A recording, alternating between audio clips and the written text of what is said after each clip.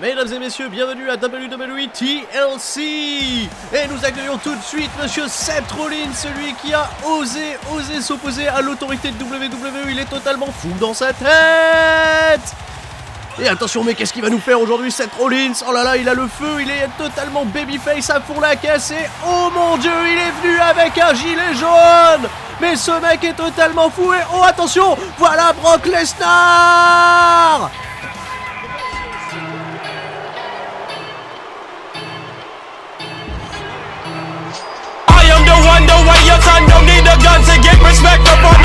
Ouais, salut à tous, c'est Sturi et bienvenue pour ce Sturi Stradamus de WWE TLC dans un format en effet bien différent d'à l'habitude, parce que je ne peux pas enregistrer dans les conditions habituelles étant en déplacement. Je vous rassure, on reprendra l'ancien format de Sturi Stradamus lors des prochains pay-per-view, notamment le Royal Rumble, où là ça risque d'être plutôt lourd, plutôt énorme. La route de WrestleMania sera purement et simplement lancée, et même si c'est dans des conditions différentes, je vous livre le pronostic de WWE TLC en vous rappelant un nouvel horaire exceptionnellement pour le WWE SKO qui sera ce samedi à 20h, étant donné que je serai à l'APC le lendemain, je ne pourrai pas l'assurer du dimanche soir. Norbert et Rabbit ne seront pas présents non plus malheureusement, on le fera avec Flo et Ludivine, peut-être même Lucas Di Leo qui devrait nous rejoindre pour faire un petit détour par l'année, le bilan de ce qui s'est passé dans l'univers du catch en France.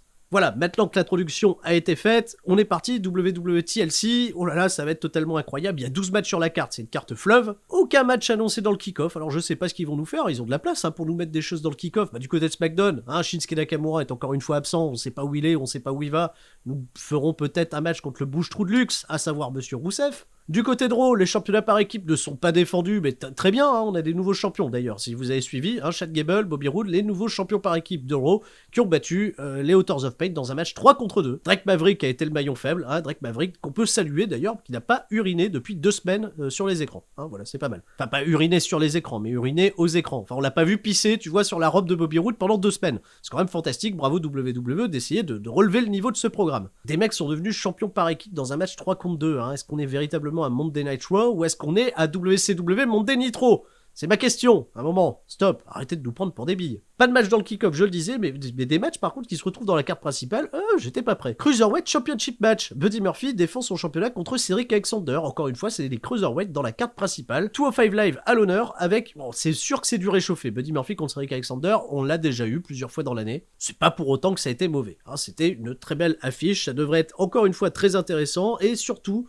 dans l'idée de voir un Cedric Alexander peut-être basculer du côté obscur de la force en essuyant une nouvelle défaite contre Buddy Murphy. Alors ce que je prédis, et vous savez je me plante souvent quand je prédis quelque chose, ce serait que Buddy Murphy perde son championnat un peu plus tard contre Mustafa Ali, et mon idée serait que Mustafa Ali défende ce nouveau titre contre Cedric Alexander d'ici WrestleMania avec un Cedric Alexander qui aurait tourné du côté obscur de la force.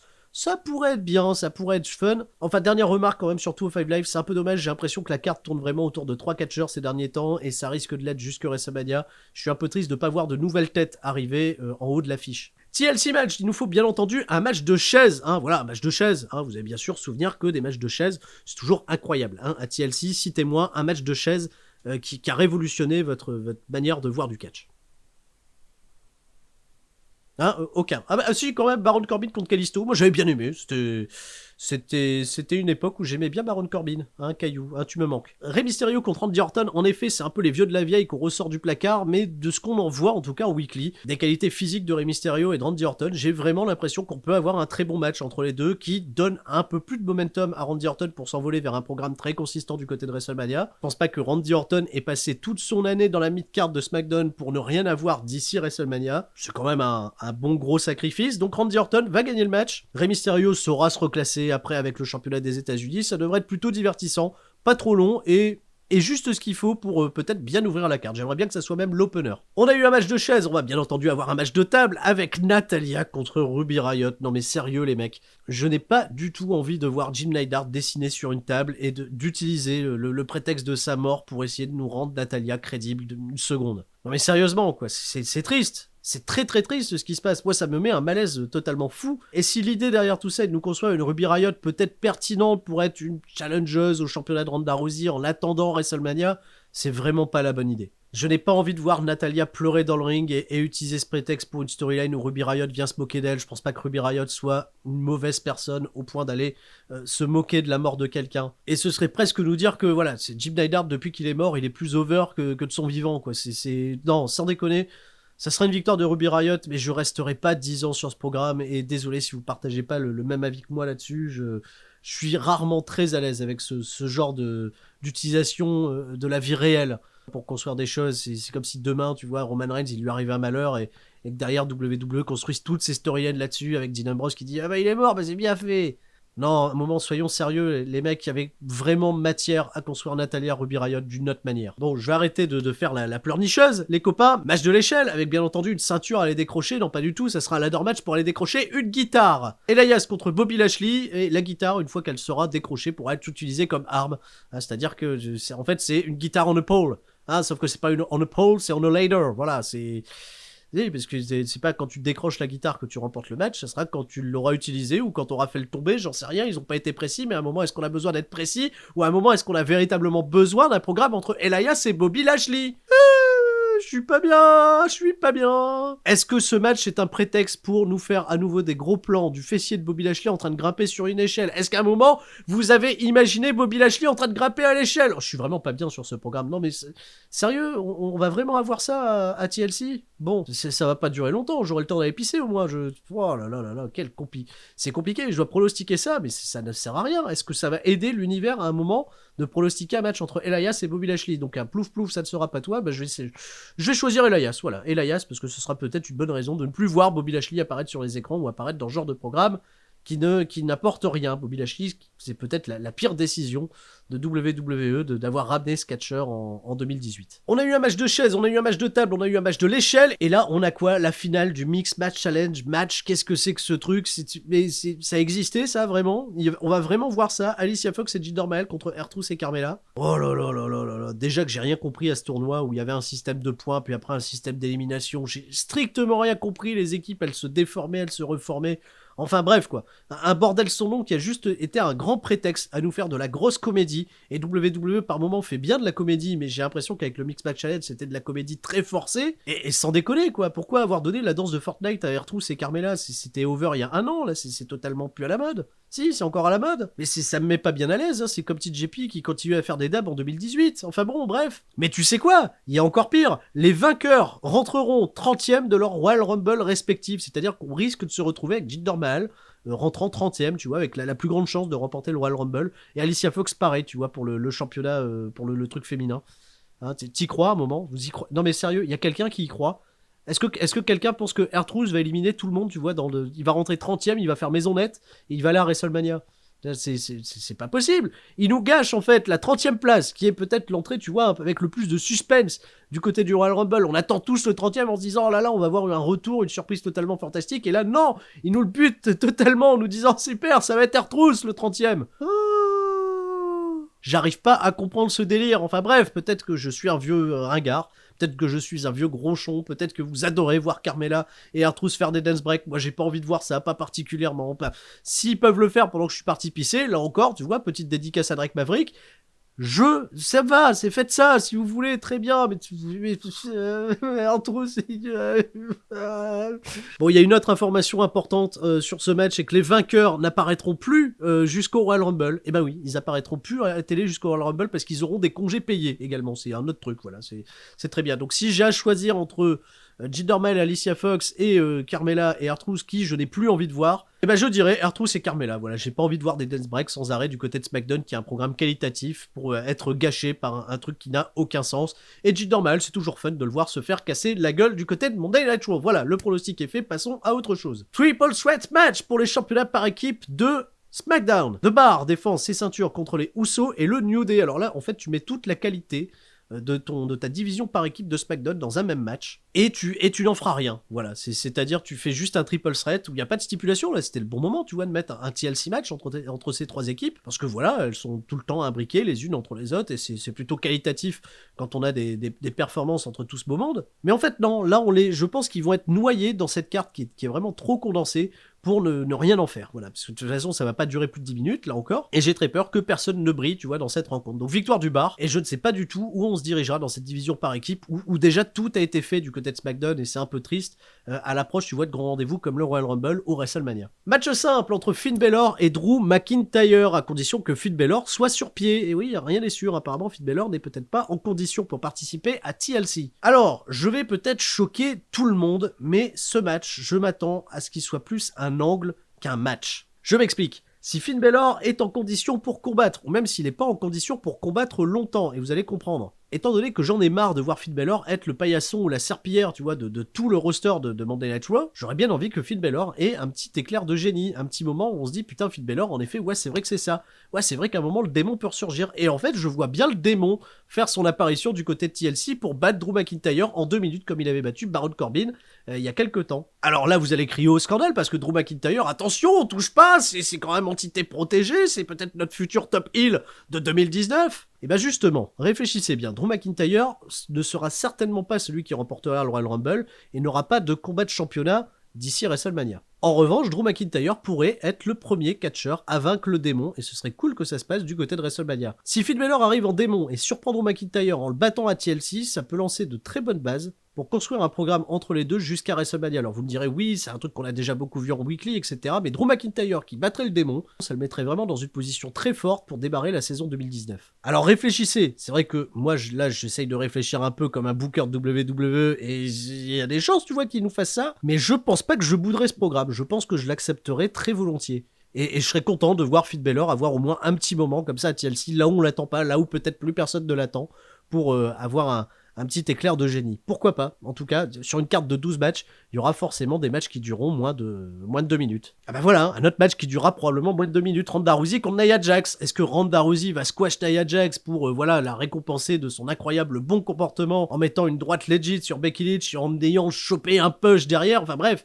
c'est le truc qui n'a quand même aucun sens. Et Ronda Rousey, si tu veux la rebâtir très très forte, ce serait bien qu'elle débarrasse Nia Jax que personne peut blairer, tu vois, en 2 minutes. Ce serait quand même super fun. Mais si je réfléchis comme WWE, là il y a quelque chose que je redoute énormément, ce serait que Nia Jax, dans la confusion générale, porte un coup de poing malencontreux à Ronda Rousey, qu'on joue à fond la caisse sur le côté drama, qu'il y ait des médecins qui viennent, etc., et qu'on ait l'impression que Ronda Rousey ne puisse pas continuer le match. Finalement, elle revient, patati patata. Donc j'ai pas envie que l'overbooking ait trop lieu sur ce match et qu'on ait vraiment quelque chose de fluide, de direct, avec une belle victoire de Ronda Rousey, pouf, clac, elle sort méga crédible, et elle va aller chercher sa compétition du côté de SmackDown, que le scénario totalement alambiqué où on laisse place à un overbooking qui ne fait aucun sens. D'ailleurs, Nia Jax ne fait aucun sens. Nia Jax, j'ai l'impression qu'elle se comporte comme Alexa Bliss quand elle catchait encore. À un moment, Nia Jax, dans mon esprit, si elle veut être cette force irrésistible, elle se conduit comme une badass, pas comme une petite bitch là qui est bien contente d'avoir emmerdé le monde. Non, Nia Jax, j'ai pas envie de voir ça, j'ai envie de la voir très puissante. Et c'était bien d'ailleurs à Money in the Bank, quand elle s'était affrontée, Nia Jax, elle était arrivée avec une grosse confiance en elle, et t'avais vraiment l'impression que Ronda Rousey contre Nia Jax, c'était une très belle affiche. Et le match était très cool. Là, on est dans une configuration qui est totalement différente, j'ai très très peur de la purge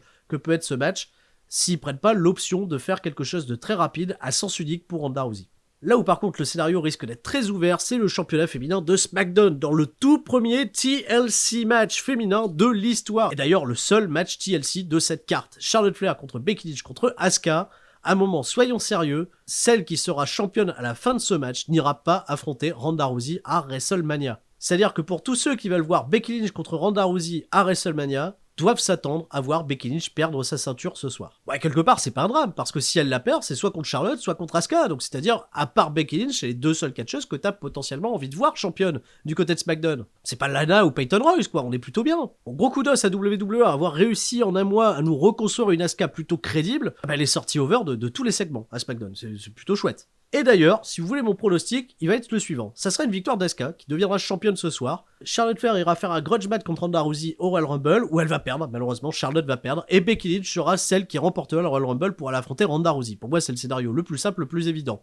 La grosse tristesse là-dedans, c'est que, malheureusement, Asuka, ça va être une championne que personne veut affronter. Bon, ça sera peut-être Charlotte qui affrontera Asuka une deuxième fois, ils feront le rematch à WrestleMania, on l'a vu d'ailleurs au dernier SmackDown, c'était plutôt pas mal avant que Charlotte pète à nouveau un câble. Et là encore, c'est bizarre parce que c'est peut-être le programme le plus excitant de WWE, mais si j'ai raison, c'est en tout cas le plus prévisible. C'est un peu triste d'ailleurs. Donc peut-être que je me trompe, et je sais pas même, j'espère même me planter. Et c'est vrai que c'est triste de se dire Becky Lynch ne sera peut-être plus championne à l'issue de ce match, parce qu'on veut voir une Becky Lynch très forte, tu vois, dans l'idée qu'elle aille affronter Ronda Rousey à WrestleMania, mais elle peut très bien refaire tout son momentum, tout son overness, en livrant un Royal Rumble totalement fantastique. Ça peut être ça. Donc un match que j'attends vraiment beaucoup sur cette carte. Je pense que vous êtes dans le même état que moi. C'est peut-être le match que vous attendez le plus de ce TLC. Mais attention, il y a encore de belles choses qui arrivent par derrière. Alors, de belles choses, oui, mais pas pour le championnat intercontinental. Je suis désolé, Seth Rollins, Dean Ambrose. Alors, en effet, sur le papier, ça a un goût totalement incroyable, mais dans la réalisation, c'est quand même un peu triste.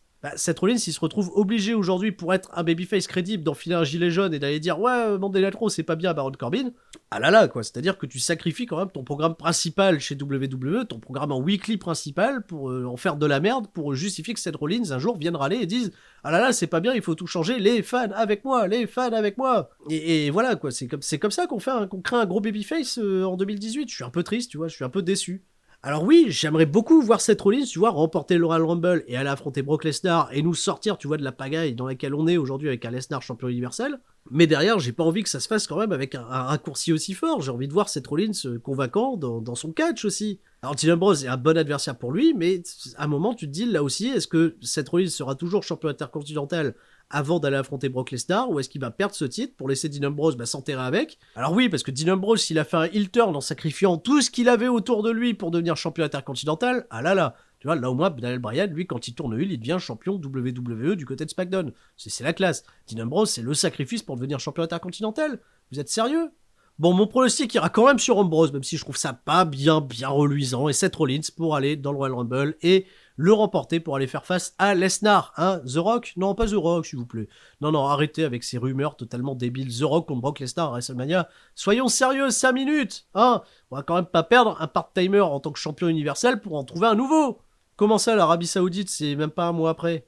Ah oui, et ils veulent voir The Rock en tant que champion en Arabie Saoudite. Oh là là là là là là là là. Bon, je vomis et je reviens, mais avant ça, championnat WWE, Daniel Bryan contre AJ Styles. Quel bon programme. Ah, c'est très chouette, Daniel Bryan contre AJ Styles, non mais sans déconner, c'est bien mené. Hein, voilà, je vais même pas rester 10 ans là-dessus, c'est le match qu'il faut voir. Voilà, Daniel Bryan contre AJ Styles.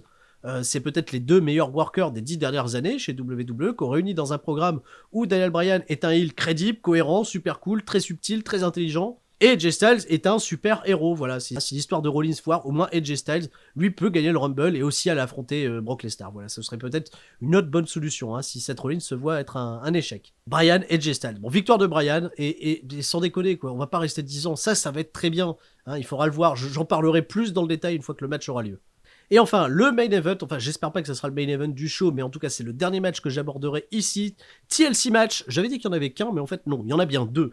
Braun Strowman contre Baron Corbin, avec des enjeux totalement incroyables. Si Baron Corbin gagne, il sera General Manager permanent, et si il perd, il quittera son poste et on aura probablement Matt Hardy comme nouveau General Manager, ce qui serait quand même wonderful. Et si Braun Strowman gagne, tu vois, dans l'hypothèse où Baron Corbin perd, il pourra affronter Brock Lesnar au Royal Rumble pour le championnat universel et lui aussi perdre, parce qu'à un moment, je pense pas que Braun Strowman soit l'espoir de WWE pour nous relancer. Bah non, il n'aurait pas fait tourner heel aussi stupidement au courant d'année pour le refaire tourner face une fois que Roman Reigns ne soit plus là. Oh là là, ce match me donne quand même des suées, j'ai des angoisses, surtout quand j'ai vu Baron Corbin dans le TLC face à Seth Rollins où il s'est juste contenté de le regarder catcher, voilà. C'est Baron Corbin, ouais, ok, et puis à côté de ça, c'est Braun Strowman, tu vois, qui a pas les facultés athlétique de Seth Rollins pour vivolter dans tous les sens. Et ce dont j'ai très peur pour ce match, c'est qu'on crée encore une fois au gros bullshit, si c'est pas un gros squash qui va en faveur de Braun Strowman, qu'on crée au gros bullshit parce que Baron Corbin va se servir de sa position pour demander à Drew McIntyre, à Bobby Lashley, tu vois, à tous ces heels qui tournent autour de lui, d'intervenir dans ce match, tu vois, demander une armée de gilets jaunes pour que ça soit Braun Strowman contre le monde et qu'on se dise « Ah là là, il va jamais y arriver !» Wow, ce match me file des suées et j'ai une hype qui est totalement différente, tu vois, d'un match à un autre, c'est plutôt fou, quoi. Allez, je vais essayer de partir sur quelque chose de positif et peut-être de cohérent. Une victoire de Braun Strowman contre Baron Corbin, j'espère très rapide, sans grosses interventions, sans grands moments, sans juste un bon passage à tabac en vigueur pour Baron Corbin, qui quittera ce poste, remplacé peut-être par Matt Hardy, ce serait bien. Et Braun Strowman, dans un bon match peut-être contre Brock Lesnar, ne sera pas champion universel. Et puis il rappellera Nicolas, tu vois, à WrestleMania, voilà, c'est peut-être ça le programme, ou le projet, on ne sait pas. Voilà, c'est tout pour moi pour ce WWE TLC. Je vous rappelle qu'on se retrouve pour le super kick-off samedi soir avec Flo et Ludivine et peut-être Lucas Di Leo pour une petite page catch français. TLC à retrouver dans la nuit de dimanche à lundi sur AB1 ou le WWE Network si vous êtes encore abonné, si vous n'êtes pas dégoûté, voilà, vous y êtes peut-être encore abonné, il y a encore de bonnes choses. Non, sans déconner, le WWE Network, ne vous y désabonnez pas parce qu'il y a encore tellement de belles choses à voir, notamment des choses du passé. Moi, je suis un gros nostalgique, j'adore aller revoir beaucoup de cages des années 90, même des fois début des années 2000, il y a des choses vraiment très très chouettes, ça fait du bien. Et on se retrouvera bien entendu pour le Cassis s'est passé en début de semaine prochaine, je vous fais des gros bisous et je vous dis à bientôt, c'était Sturi, ciao bye bye.